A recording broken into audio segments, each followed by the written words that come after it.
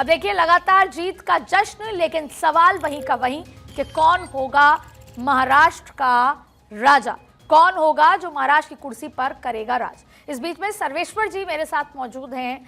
सर्वेश पाठक जी, आप ये समझाइए कि अब ये सारी गुत्थी यहां पर आकर अटक जाती है। पहला कि महाराष्ट्र में चेहरा कौन, और दूसरा जो काम लाड़की बहन योजना ने महाराष्ट्र में बीजेपी के लिए किया, वही काम झारखंड में बीजेपी के लिए महिलाएं क्यों नहीं कर पाई? देखिए, वहाँ पे कहीं ना कहीं झारखंड में वो जो बीजेपी का कैंपेन चला, वहाँ पे वो सचमुच मैया योजना के कारण महिलाओं का जो रुझान है वो जेएमएम गठबंधन की ओर चला गया।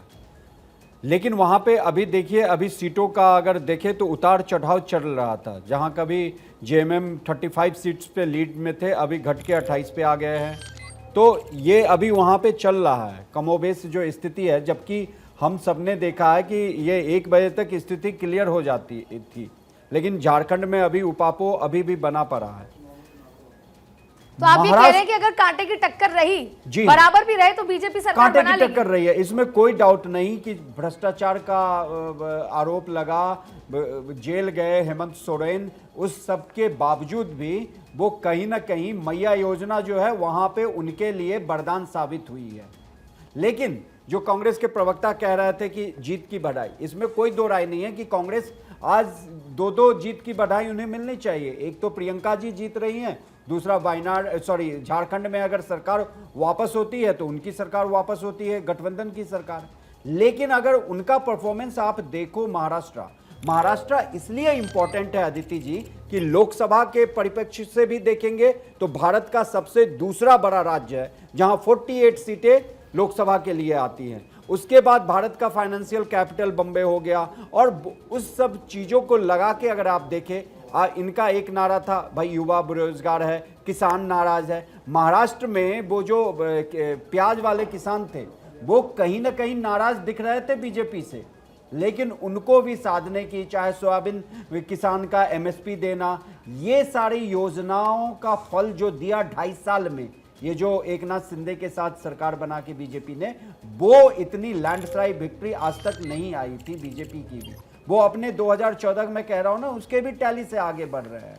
कांग्रेस की स्थिति क्या हो गई है? 10.5% का वोट परसेंटेज हो गया है महाराष्ट्र में, जो कि ये लोकसभा चुनाव के बाद किस तरीके से कुलाचे मार रहे थे राहुल गांधी जी।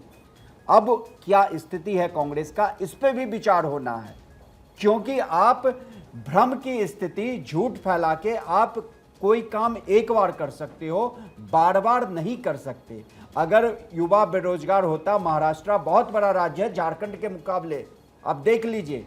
बिल्कुल। तो वहां तो आपके पे इन तमाम आरोपों का जवाब ले लेते हैं अब्बास हाफिज साहब से, समय कम है। अब्बास साहब, क्या कहेंगे आप? आपके लिए, आपके नेता के लिए तमाम सवाल उठ रहे हैं कि नेता भी गायब, स्ट्रैटेजी गायब। स्ट्रैटेजी तो मैं बीजेपी की देख के आया था महाराष्ट्र में। 1 महीना पहले सारे टोल फ्री कर दिए।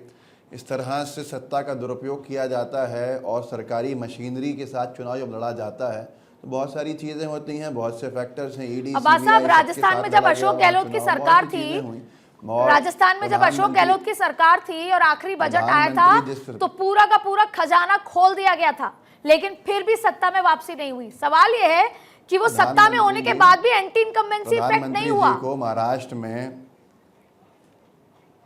तो हमें भी नहीं हुआ, झारखंड में एंटी इनकम्बेंसी इफेक्ट। तो ऐसी बहुत सी चीज़ें होती हैं, बहुत से फैक्टर्स होते हैं। लेकिन मैं यही कहूँगा, प्रधानमंत्री जैसे पद के ऊपर बैठे हुए नरेंद्र मोदी जी अगर जाके महाराष्ट्र में ये कहें बटेंगे कटेंगे और तमाम एक वर्ग से दूसरे वर्ग की बात करें, मराठा और ओबीसी को लड़ाने का काम किया जाए, बहुत से फैक्टर्स हैं, बहुत सी चीज़ें हैं।